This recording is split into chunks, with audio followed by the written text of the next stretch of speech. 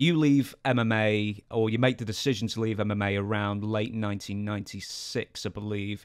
The bottom's fallen out of the business after a few good years. As I say, politicians are after it to try and ban it altogether. Why did you end up going to the WWF instead of WCW? Did WCW make any overtures towards you? No, we definitely put the feelers out. There was definitely interest in everyone, but no one really, like Vince just shut the door. I mean, like he came to me personally, like got on the phone with me personally, brought me in immediately. So it didn't give anybody else an opportunity to really even get a chance to come make an offer for me.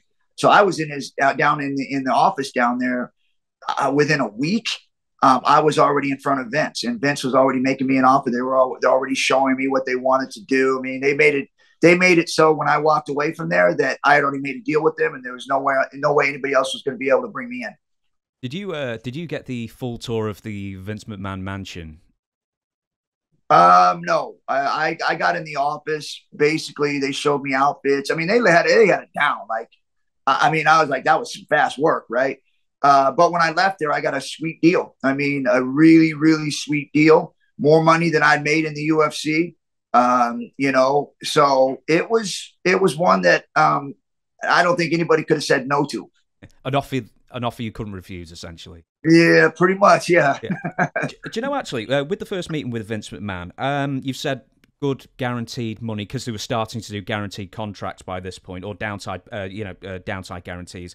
Were there any other guarantees he made to you, like you have a certain run with a belt, or you get a certain amount of royalties? Were there any other promises he made to you? Yeah, those are things that Vince and myself and also the people in that room were talking about. Obviously, I'm not going to go out and talk about those things because that's just not respectful. They haven't done that to me, and I haven't done it to them. Those are things that's just business. But I can just say this, that it was fair. I felt like I was important, that they were serious about what they were going to do with my character. And so when I walked away from there, I felt really comfortable signing with them. Who would you deal with on a day-to-day basis more? Would it be like Bruce Pritchard or Jim Ross, or who would it be? Both Jim Ross, Bruce Pritchard. JR was always a strong role model for me. He always kept me on point. When I screwed up at one time, he pulled me aside and said, Kenny, this is not you, So he was always really a good role model for me.